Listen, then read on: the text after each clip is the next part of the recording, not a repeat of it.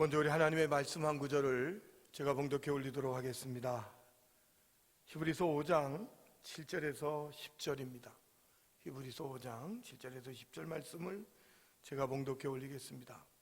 그는 육체에 계실 때에 자기를 죽음에서 능히 구원하실 이에게 심한 통곡과 눈물로 간구와 소원을 올렸고 그의 경건하심으로 말미암아 들으심을 얻었느니라. 그가 아들이시면서도 받으신 고난으로 순종함을 배워서 온전하게 되셨은즉 자기에게 구원하는 모든 자에게 영원한 구원의 근원이 되시고 하나님께 멜기세덱의 반차를 따른 대제사장이라 칭하심을 받으셨느니라. 아멘. 선구영신 예배 대신 이렇게 여러분들에게 담임 목사로서 영상으로 메시지를 보내드리게 되어서 마음 한구석은 참으로 많이 아프고 또 처음 겪는 일이라 저도 당황하기 어쩔 수 없는 일이지만 그럼에도 불구하고 우리에게는 믿음이라는 것이 하나님이라는 분이 우리 안에 계시기 때문에 거기에 입각하여서 오늘 짧게나마 메시지를 전하려고 합니다. 오늘 제가 읽어드린 이 히브리서 5장의 말씀을 가지고 고난이 하는 일이라는 주제를 한번 다뤄보려고 합니다. 지금 우리는 코로나19라는 참 기막힌 그냥 코로나가 전염병인가 보다라고 생각을 해왔고 또 그것이 또 극심해서 전 세계가 코로나19로 인해서 어쩔 줄 몰라 하는, 그래서 무기도 경제도 세력도 이 전염병 앞에는 아무것도 못 된다는 것을 알고 참 인간이란 참 무기력하다는 것을 미처 생각해 오고 알아왔지만 또 우리나라에도 뭐 또 몇천 명씩 이제 숫자가 늘어나도 또 그런가 보다 조심해야겠다라는 생각을 할 수밖에 없었지만 결국 우리 교회가 현실적으로 이런 코로나라는 참 기막힌 일이 생기고 확진이 4명이 나오고 격리가 26명이 되고 그리고 그 외 예배 참석자들은 다 이렇게 또 이렇게 능동 격리라는 그런 상황 속에서 예배로 모이지 못하는 그런 현실을 우리가 맞이하게 되었습니다. 이 코로나 위기를 우리가 만나서 직접 경험하고 직접 부딪혀 보니 이거 크구나, 이거 정말 어쩔 수 없는 일이구나 라는 것을 실로 몸소 체험하게 되는데요. 그래서 끝나면 되지 않는 거라는 거죠. 오늘 저는 여러분들과 함께 말씀을 나누기를 원하는 것은, 그러면 이 고난이 어디서 오며 왜 오며 이 무슨 의미를 가지고 있는가 하는 부분을 생각할 때 이 현실과 역사를 이해하고 하나님의 일하심을 이해하는데 고난에 대한 이해가 빠질 수는 없다라는 것은 우리 미리 알아오던 그런 이야기입니다. 사랑하는 성도 여러분, 어떤 이들은 뭔가 우리는 늘 그렇게 이분법적으로 생각을 하죠. 잘하면 상 주고 못하면 벌 준다라는 기본 개념이 늘 자리 잡아서 마치 코로나19에 오늘 감염되거나 우리 교회가 이런 어려움을 처했다는 것이 마치 우리 교회가 무슨 회개할 것이 있다든지 하나님 앞에 뭘 잘못해서 이런 일을 당한다라고 생각하시는 분들이 많이 있을 거라고 생각이 되어집니다. 그러나 참으로 여러분 그렇게 생각하시면 그건 신앙도 아닙니다. 여러분이 그렇게 생각하는 것은 기독교가 아닙니다. 그걸 유교라 그럽니다. 유교는 잘하면 효를 일삼으면 상을 받고 불효를 하면 벌을 받는다라는 그 이분법적 생각이 가득 잡혀 있는 거죠. 오늘날 우리가 기독교인이라고 말하면서 전혀 복음이지 않고 오히려 유교적인 생각들을 하는 경우가 얼마나 많은지 몰라요. 이렇게 어렵고 힘들 때 뭔가 우리가 잘못해서 그런 거다, 회개하면 괜찮을 거다, 이런 그런 생각을 할 때가 참 많은데 사실은 여러분 그렇지 않습니다. 잘하면 복 받고 잘못하면 벌 받는다라는 이 인과응보는 성경이 그토록 마다하고 싫어하시는 하나님의 일하시는 방법인 거죠. 이스라엘 역사를 한번 잠시 놀라운 생각을 좀 해봐야 되는데, 이스라엘 역사에서 두 가지가 가장 중요한 사건입니다. 하나는 출애굽 사건이고 하나는 바벨론 포로 사건입니다. 출애굽 사건은 우리가 이미 잘 알아서 뭐 아무렇게나 얘기해도 어느 정도 이해를 할 수 있는 부분들이 되었는데, 이 바벨론 사건은 참으로 우리 가운데 이해가 되지 않는 그런 부분들이 참 많습니다. 이 바벨론으로 포로 잡혀간 것은 왜 그런지, 어째서 그런가, 그 의미는 뭔가 하는 것들을 사실은 생각하기는 우리 한국교회 기독교 역사가 너무 짧아요. 이걸 이해하기란 참으로 서로가 부족한 부분들이 참 많을 거라고 생각이 되어집니다만, 결국 바벨론 포로는 역사적으로 BC 586년경에 이루어졌습니다. 그러면 여러분, 이 시기가 참으로 묘한데, 먼저 북쪽 이스라엘, 북왕국 이스라엘이 BC 722년경에 망했거든요. 그러나 여러분, 사실 이스라엘 나라의 정통성을 찾는다면 북왕조 이스라엘은 이스라엘이라는 이름은 가졌으나 실질적 혈통적으로는 이스라엘이 될 수 없죠. 왜냐하면 왕조가 여러 번 바뀌었으니까요. 그러나 남유다는 작지만 다윗의 왕조를 계속해서 이어왔고, 그 다윗의 왕조가 끝날 때까지 이렇게 그 바벨론 포로 잡힐 때까지도 다윗의 왕조 한 왕조가 이어졌습니다. 그 중에 아주 특별한 인물이 있다면 므낫세입니다. 이 므낫세가 그 참 악정을 저질렀던 사람 중에 하나예요. 이 므낫세가 우상을 섬기고 많은 산당을 짓고 모든 백성들을 그냥 그 죄를 짓는 대로 이끌어내고 하나님을 배반하는 일을 했습니다. 그래서 하나님은 이 남왕국 유다를 멸망시킬 것을 생각하기도 하셨고요. 그러나 여러분, 귀한 것은 이 므낫세라는 사람이 히스기야의 아들입니다. 히스기야의 아들. 참으로 이 성경에서 나오는 선한 왕 중에 손꼽히는 사람 히스기야인데, 그의 아들 므낫세가 어떻게 이럴 수 있을까 하는 생각은 참으로 우리 모두를 놀라게 만들죠. 여러분, 그런데 이 므낫세가 그런 악행을 저질렀지만, 그러나 여러분, 그 므낫세의 아들 아몬, 그리고 둘째 아들이 있는데 그 다음 아들이 요시야입니다.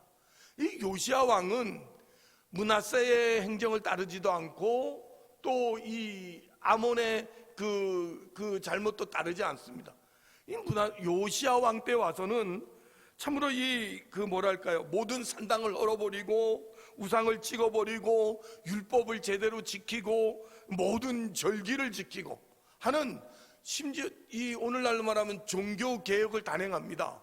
이 종교개혁이 얼마나 철저하게 이루어졌는지, 정말 이 요시야 왕 때 많은 사람들이 이 이스라엘이라는 참된 부흥의 시기를 맛보게 된 거죠. 그럼 여러분, 제가 지금 말씀드리고 싶은 건 이거죠. 여러분 생각하는 것, 이분법적으로 생각한다면 므낫세 때 멸망당해야지. 여러분, 요시야 왕이 죽고 23년 만에 이스라엘 나라는 바벨론의 포로가 되거든요. 요시야가 종교개혁을 일으켰고 하나님 기쁘시게 해갖고 모두가 회개했습니다. 이스라엘 백성 중에 회개하지 않은 사람은 아무도 없습니다. 다 회개해서 전적으로 하나님 앞으로 신앙을 되돌렸는데, 그러면 용서하시고, 그러면 복을 주시고, 천대까지 하나님의 계명을 지키면 천대까지 복을 주시겠다 그리고 계명을 지키지 않은 3, 4대가 벌을 받는다고 했는데, 어떻게 요시야 왕 23년 만에 바벨론으로 포로가 끌려가느냐 말입니다. 그러니 여러분, 이 고난이라는 것은, 이 어려움이라는 것은 결코 단순히 회개를 요구하는 데만 그치지 않습니다. 그러니 우린 쉽게 어떤 일을 만나면 회개하라, 회개해야 된다, 이렇게 그냥 말을 함으로 말미암아 거기에 모든 이 고난을 그저 담아낼 수도 없기 때문에 그냥 회개라는 한 외침만 되고 말 때가 얼마나 많은지 참 속상한 일이라는 걸 이번 기회에 더욱더 절실히 느끼게 됩니다. 너희들이 잘못했으니까 회개하라. 여러분, 선지자를 하나님이 수없이 보냈습니다. 이 선지자들이 하는 일은 다 회개를 외치는 겁니다. 하나님 앞에 회개하고 돌이켜서 하나님이 기뻐하시는 일을 하라 라고 모든 선지자들이 다 와서 외쳤지만, 그 선지자가 말한 말에 성공한 사람은 요나밖에 없습니다. 요나가 니느웨 성에 가서 회개를 외쳤는데 그 니느웨 성 사람들이 회개를 하는 바람에 그 니느웨가 용서를 받는 일은 딱 한 번 사건이고, 그 외에는 회개를 외쳤지만 아무도 회개하지 않는 자리에 이르렀고요. 그래서 회개하라라는 말이 여러분 이 문제를 해결하는 유일한 답은 아닙니다. 물론 회개하셔야 됩니다. 물론 우리의 잘못도 살펴봐야 됩니다. 하지만 이 코로나19라는 것은 여러분 누구를 막론하고입니다. 누구를 막론하고. 우리가 무슨 잘못을 해서 코로나가 생긴 것도 아닙니다. 어느 누가 무슨 실수를 해서 이런 일이 생긴 것도 아닙니다. 우리는 다 예배를 하러 왔고 하나님을 찬양했고 하나님 앞에 온전한 영광을 돌렸습니다. 여러분, 하나님을 예배했고 하나님을 찬양했는데 이런 일을 당한다면 그건 감수해야 될 일입니다.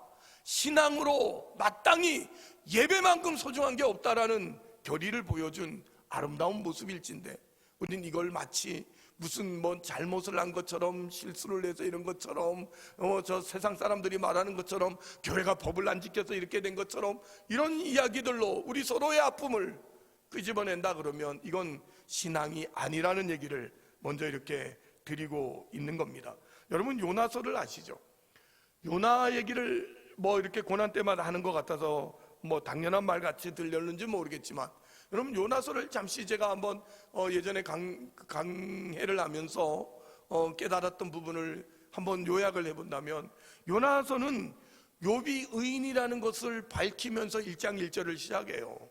그래서 그런 면에서 볼 때 요나서는 욥이 의인이라는 것을 이렇게 강조하는 데는 별로 초점이 없어요.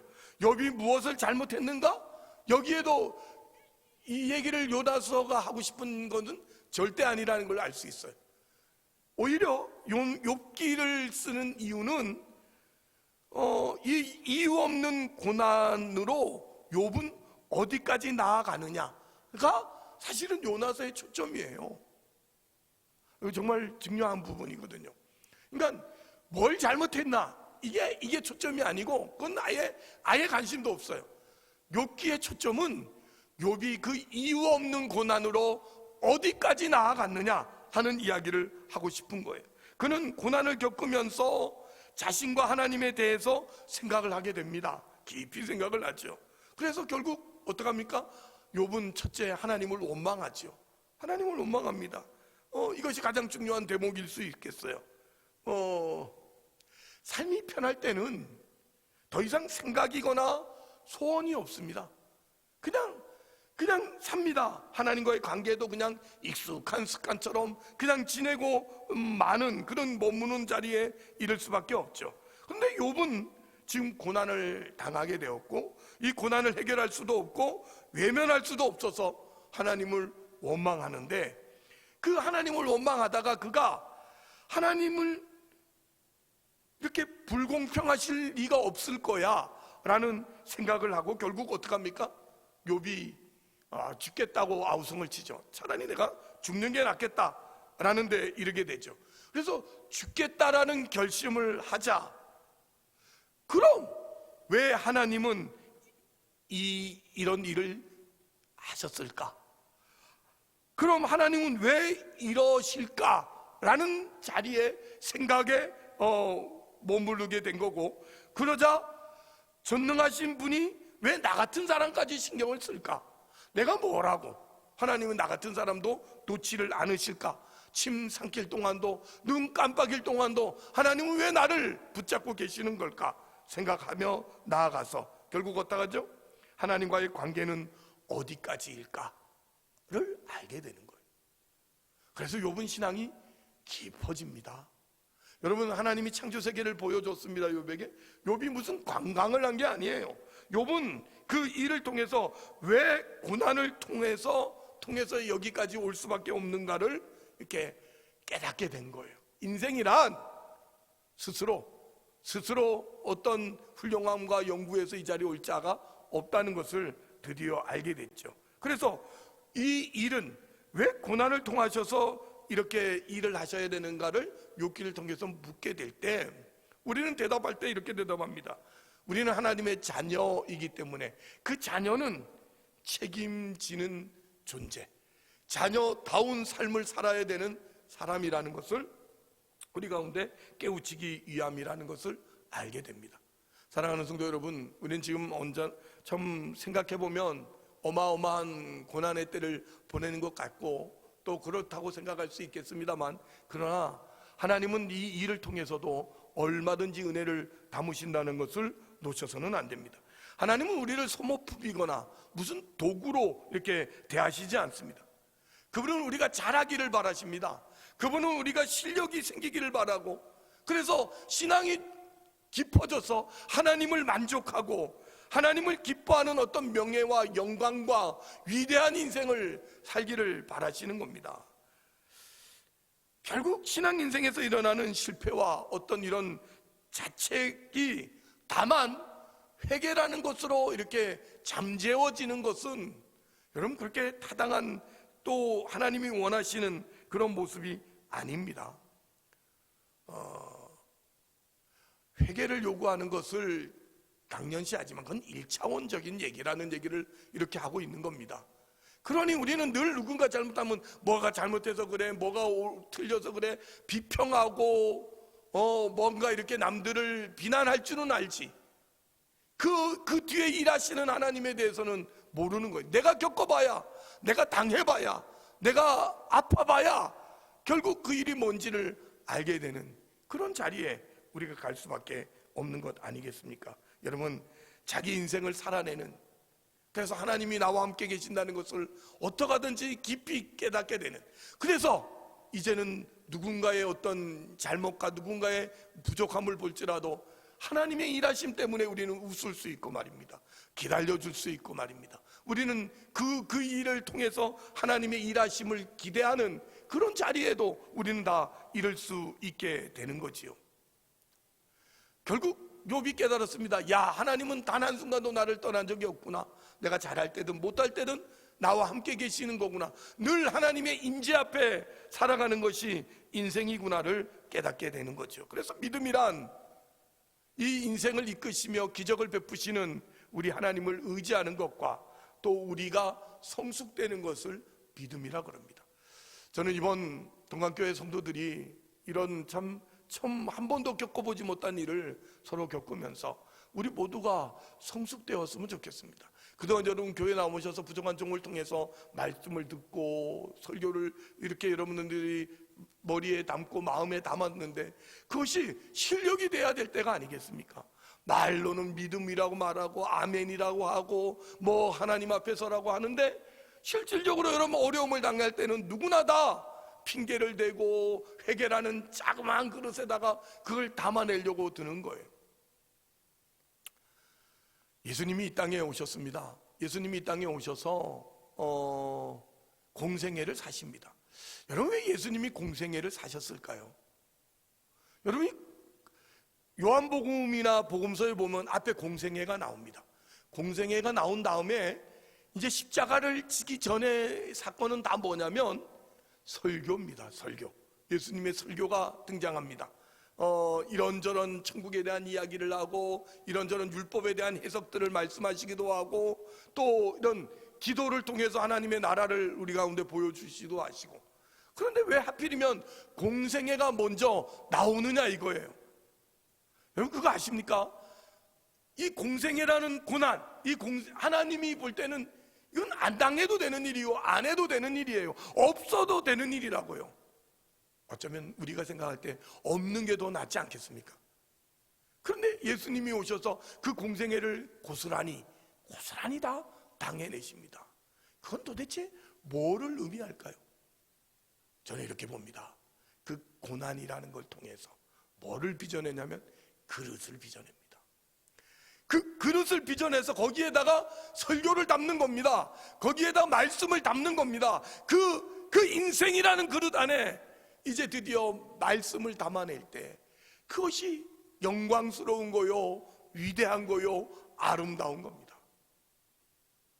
기껏 인생을 살아서 말씀을 담지 못해서 빈그릇 소리 내는 사람도 있는가 하면, 그릇은 없고 지식만, 어떤 신앙적인 어떤 행위들만 있어서 여러분 그래서 여러분 부모님들이나 선생님들이 아이들을 향해서 막 말을 하면 아이들이 뭐라 그럽니까? 듣는 입장에서 또 설교하네, 또 설교한다야. 여러분, 그게 설교입니다. 담아내셔야 됩니다. 그 그릇, 하나님의 말씀을 담아서 인격의 통의 열매를 맺게끔 만들어야 될 일이기 때문에 예수님도 이 땅에 오셔서 공생애를 살아내신 겁니다. 그 공생애를 살아내셔서 결국 하나님의 말씀이 단 하나도 허투루 되지 않고 그것이 진리요 생명이요 우리의 영원한 거룩함인 것을 나타내는 그 참다운 위대함을 드러낸 겁니다. 오늘 히브리서 5장도 그 얘기 아닙니까? 그가 육체에 계실 때에 자기를 죽음에서 능히 구원하실 이에게 심한 통곡과 또 눈물과 간구로 소원을 올렸고 그의 경건하심으로 말미암아 들으심을 얻었느니라. 얼마나 애절히 기도했고 얼마나 하나님 앞에서 몸부림침을 하셨습니까? 그리고 8절 뭐라고 말씀하시죠? 그가 아들이면서도 받으신 고난으로 순종함을 배워서, 이렇게 말합니다. 그가 아들이면서도 받으신 고난으로 순종함을 배워서 9절 뭐라고 돼 있죠? 온전하게 되셨다고 말하는 거예요. 사랑하는 성도 여러분, 고난이 없이 어떻게 온전하게 되겠습니까? 여러분, 그릇이 없는데 어떻게 담겠습니까?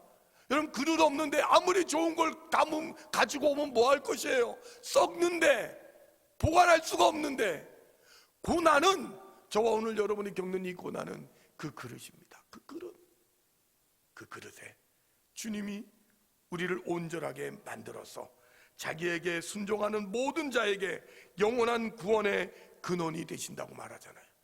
그러니까 예수님이 하신 일은 저와 여러분이 믿는 우리가 다 따라가야 될 일인 거예요. 근데 우리는 자꾸 고난이 없기를 바라는 거야. 고난 없는 게 잘하는 거라고 생각하는 거야. 사실은 생각해 볼 때 이 고난이란 우리를 얼마나 훌륭하게 만드는 귀한 일입니까? 귀한 일입니까? 여러분, 오늘 저는 바라는 길은 송구영신 예배 대신 이 영상을 여러분에게 보내드립니다만, 여러분, 이 오늘 코로나라는 이 기가 막힌 일이 우리의 믿음의 그릇이 되었으면 좋겠습니다.